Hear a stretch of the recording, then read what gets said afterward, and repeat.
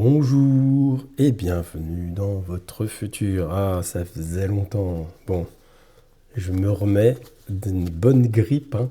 Je sais pas si vous, chez vous, vous avez eu, mais c'était très très très compliqué. À cela, il a fallu quand même, j'ai eu quelques consultations d'habitués et donc il a fallu que je sois en forme pour les faire, ce qui m'a du coup fait décaler les vidéos que je voulais vous faire et que je fais maintenant tranquillement. Alors aujourd'hui, on va s'attaquer. Normalement, il y a plein de sujets, mais je ne vais pas faire une vidéo de 2 heures. Donc, il y a la première chose qui peut m'intéresser, c'est François Bayrou, cher Premier ministre, avec l'histoire des violences à Notre-Dame de Bétarame. Donc, on va voir ce qu'en disent les cartes. Était-il au courant? Savait-il? Comment est-ce possible qu'il ne le sache pas? Est-ce que ça peut être un scandale? Comme vous le savez, dans différentes autres vidéos, j'ai toujours dit que Bayrou devrait être amené à devoir démissionner, mais vouloir s'accrocher. Donc, est-il dans cette situation-là? On va aussi regarder, c'est passé un peu, bon, pour certains d'entre vous, ça ne veut pas dire grand-chose, inaperçu. Il y a l'histoire du seuil de TVA des micro-entrepreneurs, auto-entrepreneurs, dont je fais partie, hein. Tous ceux que vous voyez là sur YouTube sont dans mon cas, où en fait, dans le budget voté, on baisse ce seuil, ce qui fait qu'on sera obligé de facturer la TVA très très très vite. Et de fait, par ricochet, nous ferait baisser complètement nos revenus. Voilà. Alors, soit on baisse nos revenus, donc ça fait environ 20%, hein, voilà, ça veut dire qu'avec le même travail, je gagnerais 20% de moins qu'avant.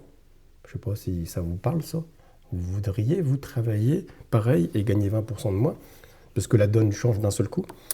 Ou alors, d'augmenter nos tarifs en fonction. Voilà, c'est-à-dire que quelque chose qui serait facturé 100, on le ferait 120 du coup. Voilà. Avec les conséquences que ça pourrait avoir de ne plus pouvoir travailler du tout. Donc de mettre des dizaines de milliers de personnes, dans mon cas, dans une situation complètement invraisemblable, où on sera obligé d'aller chercher du travail. Donc je vais vous expliquer ça après, mieux. Demain, c'est la Saint-Valentin. Alors il y en a qui me disent « Oh, je m'en moque de ça, c'est une fête commerciale. » C'est vrai. Mais demain, je vous ferai une vidéo pour vous. Je ne sais pas si ce sera un tirage ou pas, ce sera une grande surprise, mais ce sera un message de Saint-Valentin pour chacun d'entre vous. Vous êtes quand même 34 000 à avoir pris la peine de prendre un petit abonnement gratuit sur cette chaîne, mais ça fait tellement plaisir que je vous dois bien un beau message de la Saint-Valentin, un message d'amour donc du coup. Et je ferai une future vidéo aussi sur l'intelligence artificielle. Eh oui, parce qu'on en parle, ils veulent mettre des milliards, 109 milliards dans l'intelligence artificielle. Ce qui est très étonnant, ce que je trouve très étonnant personnellement, c'est que pour ceux qui me suivent de ma chaîne depuis 3 ans, j'ai parlé d'intelligence artificielle quand? Il y a assez longtemps. Et qu'est-ce que j'ai dit? J'ai dit qu'il fallait s'y intéresser maintenant. Donc, comme vous le savez, j'ai créé un site qui s'appelle Oraclia. Elle est là, c'est marqué là. Vous pouvez, avec une intelligence artificielle, débloquer des questions, ouvrir votre futur, faire un tirage de cartes. Donc je suis je suis le premier à inventer ça avec Mathieu. Nous sommes deux sur cette affaire. Et jusque-là, pour l'instant, pas égalé du tout. Un peu copié, mais pas du tout égalé. Donc, et aussi, pour ceux qui l'utilisent, vous avez remarqué ces derniers jours une grosse évolution dans la rédaction des réponses, parce que bien sûr, l'IA s'améliore. Et donc, aujourd'hui, vous pouvez, donc il y aura des questions gratuites pour ceux qui s'y inscrivent, poser des questions avec des réponses qui deviennent de plus en plus intéressantes. Et ça peut vous aider dans des choix, dans des décisions, ou même vous motiver. Parce que Oraclia est faite ainsi, elle est faite pour vous motiver. Après, bien sûr, une fois que vous avez épuisé vos questions gratuites, il faut acheter des packs de questions payantes, parce que c'est pas, ça ne peut pas rester gratuit vu les ressources. Et puis, ça me permet peut-être de compenser après des revenus futurs que je n'aurai pas. Merci beaucoup à tous ceux qui l'utilisent. Alors, on est parti et on va se parler de François Bayrou. Alors c'est le moment où vous pouvez aussi vous mettre un petit like sur la vidéo, un petit commentaire. Bonjour David, j'habite en Normandie, ou j'habite au fin fond de l'Espagne, il fait beau. pouvez dire ce que vous voulez. Ah, vous m'avez manqué, hein, ça fait combien? Presque 10 jours que j'ai pas fait de vidéo. Faites pas bien, hein, c'est pas bien. Je le sais, mais bon, on fait comme on peut aussi. Hein. Il faut, comme je le dis toujours, on a les cartes en main, il faut s'adapter avec le monde dans lequel on est. Et notamment quand la santé va un peu moins bien, ben, malheureusement, on est obligé de faire avec. Allez, on va commencer. Donc, François Bayrou était-il informé des violences dans la fameuse école privée où il y avait d'ailleurs ses enfants? C'est une affaire très très très complexe qui en plus s'étale sur plusieurs années, voire dizaines d'années si j'ai bien compris. Et quelles conséquences ça peut avoir pour lui? On parle bien de François Bayrou, notre Premier ministre. Alors le battleur, première carte, carte numéro 1. Donc on est au début de quelque chose. On est au début peut-être de cette affaire, de début de la fin. Est-ce le début de la fin? On a la papesse, tiens, la dame qui a un livre là, le livre des secrets. Donc, comme elle n'est pas à l'envers, c'est un peu comme si on en a connaissance. Pour l'instant, on a l'air de nous dire, oui, il savait. Et nous avons l'impératrice à l'envers cette fois. Donc, là, c'est un peu les éléments qui arrivent jusqu'à aujourd'hui. L'impératrice à l'envers nous dirait, ça ne se passe pas comme prévu. C'est-à-dire que peut-être ça aurait dû rester sous silence, mais ça ne le reste pas sous silence. Donc c'était pas prévu que ça se passe comme ça. Et qu'avons-nous doute, l'empereur retourné. Aïe, aïe, aïe. Bon, je dis aïe, aïe, moi je m'en moque un peu personnellement. Alors ça sent pas bon pour lui. Donc, clairement, comme ça on n'a que le tarot de Marseille, mais on va mettre des autres cartes. On a l'instabilité qui commence. On est bousculé de son trône. Et j'ai besoin de vous expliquer. Là, ou peut-être aussi c'est le président qui va intervenir, qui va dire éclaire-nous cette situation. Voilà. Là, comme ça, que 4 cartes, on a l'impression de nous dire que c'est effectivement une affaire qui peut déstabiliser complètement François Bayrou et l'amener déjà à être en très grande difficulté. Ce n'est pas anodin quand même. Hein. On va tirer 3 cartes là-dessus et on mettra le Béline après. Attente, bon, comme d'hab, c'est-à-dire que ça va encore traîner. C'est-à-dire que là, on va jouer la montre. On va essayer de gagner du temps.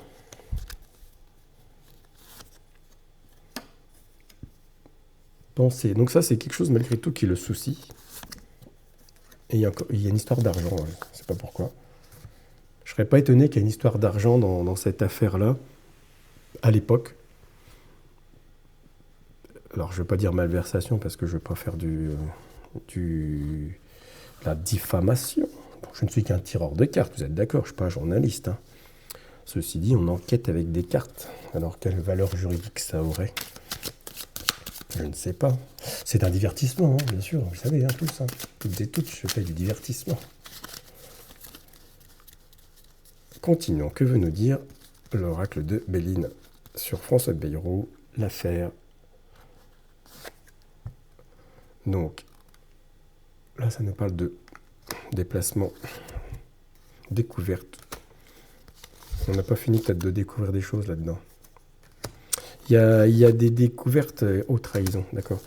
Alors là c'est pareil, il y a quelque chose qui avait l'air stable, bof, vous savez, c'est la carte du bonheur, on est bien, on est sur nos acquis, et trahison, donc, et il y a découverte. Donc découverte nous fait expliquer qu'il y a des choses nouvelles qui encore vont arriver. Alors donc c'est Mediapart, hein, pour ne pas le citer, qui dévoile cette affaire. Donc c'est certainement pour cela que nous avons cette carte. Et il y a une trahison, donc il y a peut-être quelqu'un là-dedans qui a parlé dans l'entourage de François Bayrou. Là, ce que je vais faire, on va poser la question aux cartes. Est-ce que ça va le mettre en grande difficulté ou non? Alors on voit qu'il y a un début de quelque chose, hein, d'accord? On va voir... tiens, on va redire à celui-là, et puis on va mettre l'oracle de l'enquête avec, qui pourrait nous répondre avec une seule carte. On va faire ça beau, hein.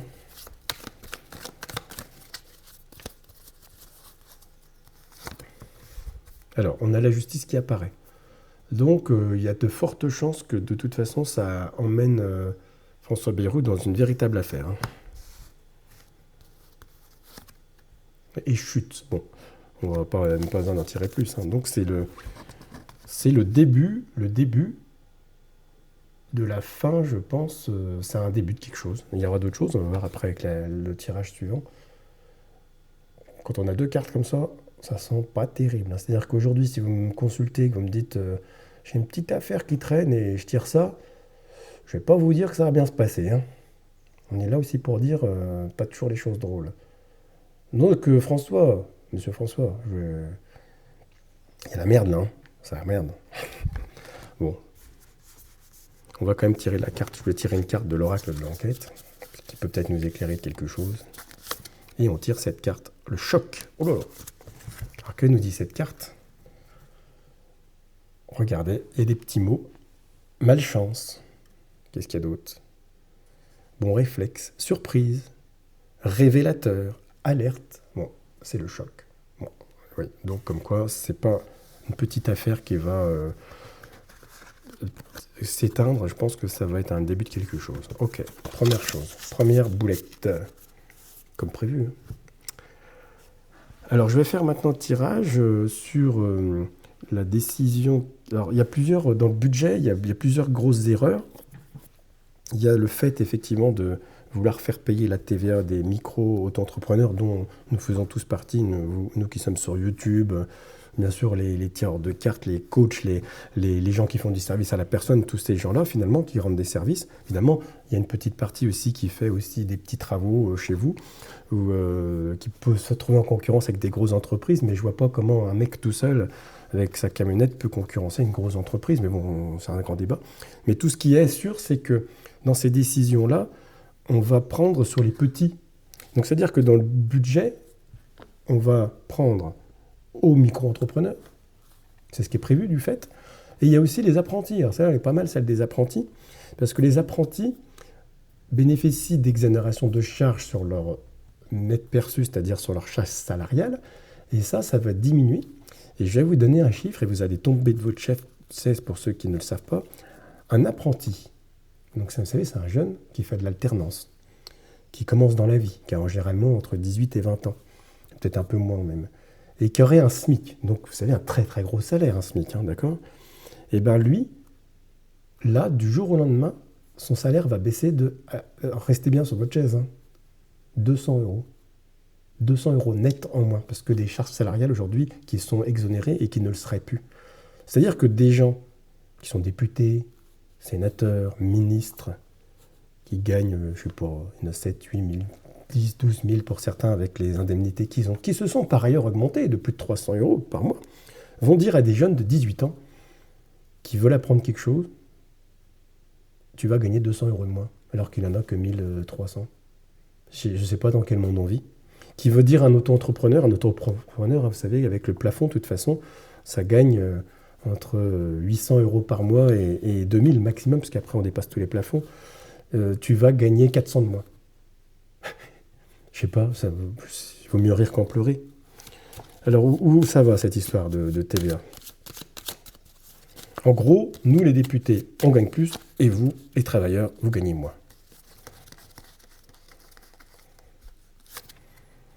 Procès. Donc ça veut dire déjà, il y a cette discussion, c'est contesté. Bon, ça on le sait déjà, c'est contesté.